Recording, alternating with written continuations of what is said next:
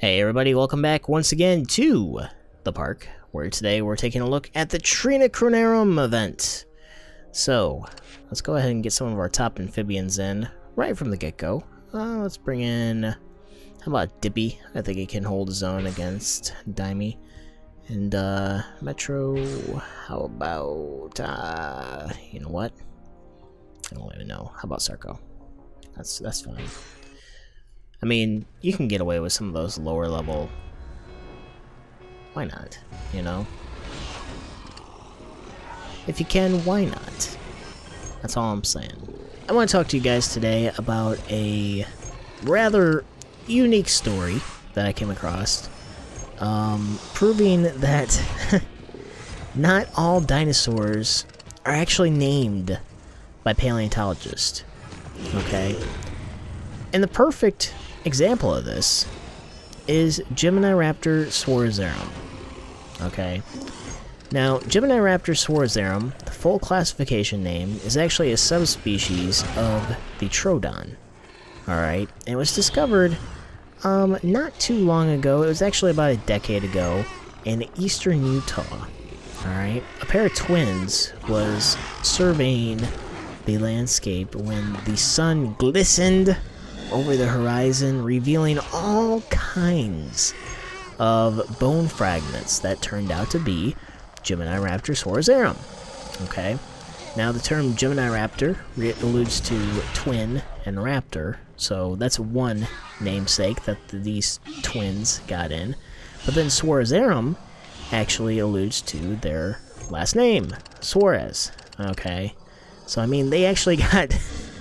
essentially, they got this dinosaur named twice after them, which is absolutely amazing when you think about it. And the fact that these guys were actually geologists, just going in and, you know, excavating the site and trying to describe the landscape and everything is, I mean, it's a crazy, crazy story that proves one of two things. Not all paleontologists name dinos. And the other is that you never know how you're ever going to come across a dinosaur. You know, I mean, like, these rocks are just laying there in a vast quantity across a huge landscape, and these guys wrote the paper about it, they described it, and that's why it was named after them. They didn't actually just walk down there and pick up a rock and say, Geminiraptor swarzarum! And wave it in the air. Because that would be insane. But no, they went a step or two beyond and wrote a paper about it, and that's where the new species name comes into play. So yeah, that is just amazing. And I gotta say, it's a rather unique story to boot.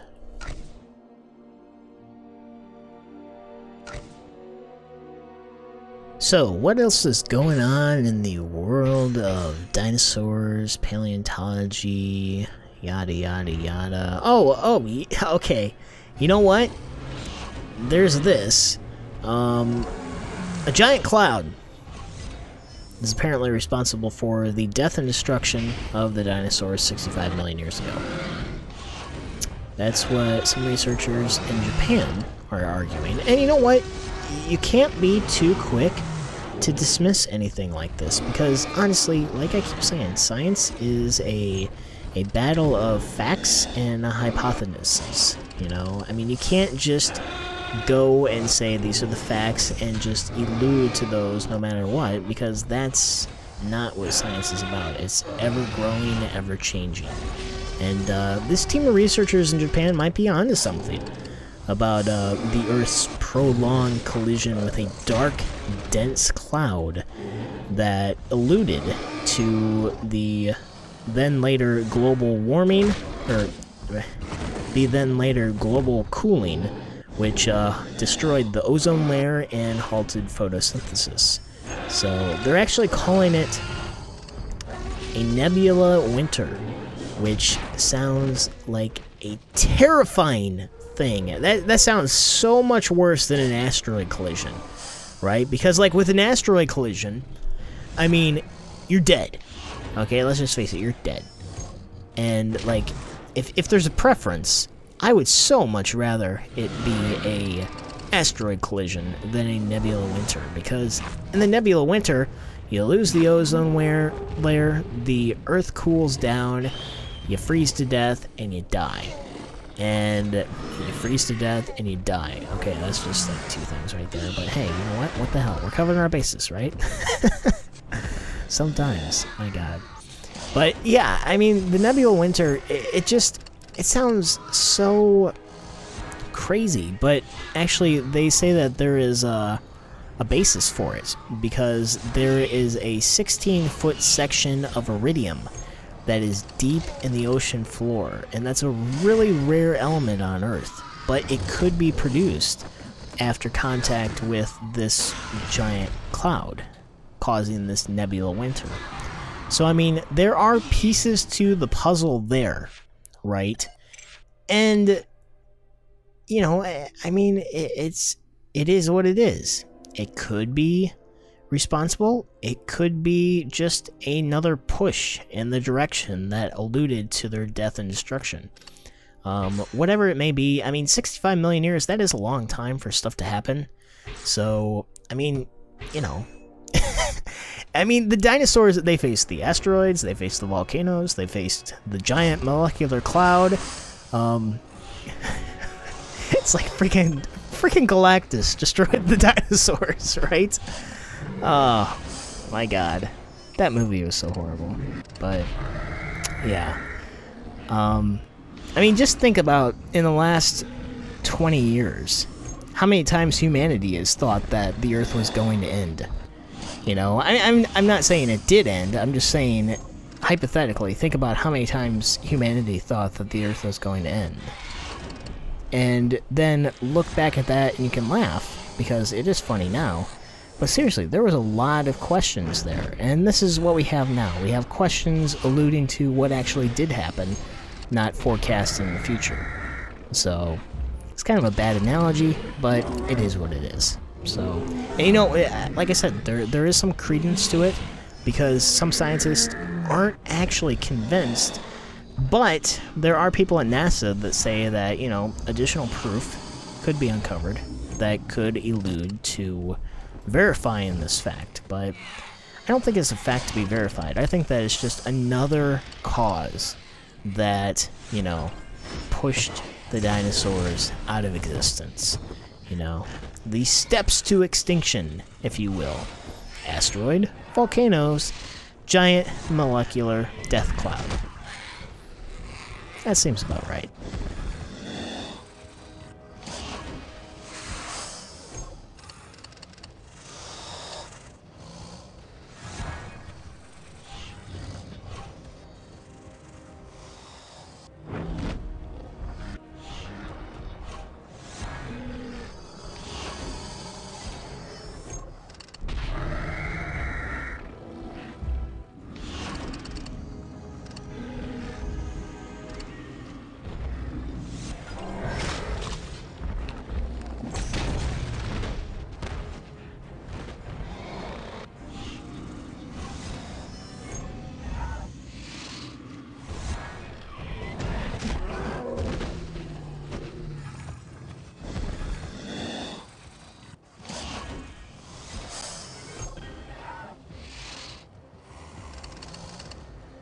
And the big tree is gonna be unleashed.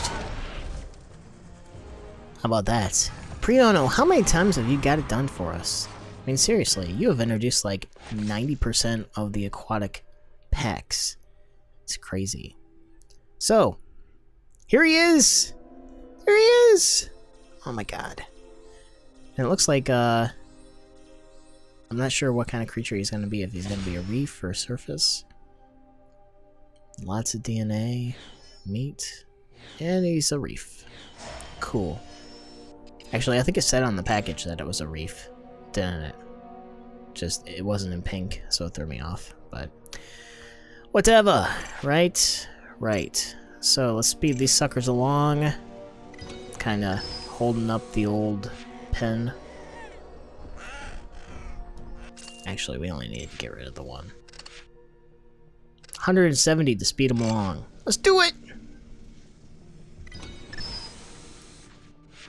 And just like that, here he is. My God, this guy, right? He's a photogenic booger, isn't he? Oh, not really, but dang, something else, man. So a little bit about Big Tree. He is a plesiosaur subspecies of Leptocletus, and he's doing his thing. He has very long flippers, and he can get to some serious high speeds, which is why you see the twirling and majestic performances when he's doing his feed cycle, because that's just who he is. Big Tree. He's a dancer, right? And how much does another one cost? Oh wow, it's not actually that bad at all. You know, I'd love to go ahead and get another one of him and evolve him. However, Plesiosaurus is way higher on the mark for need to evolve and get him ready to kick some arse. So yeah, we're gonna go ahead and do that. So nice to have you join the party, good sir. But yeah, Plesiosaurus is gonna be getting the upgrades. And he cannot wait. Just look at those green eyes of envy. He's so excited. So, thanks for watching, everybody. And good luck getting your pack. And we will see you guys next time here in another Jurassic World.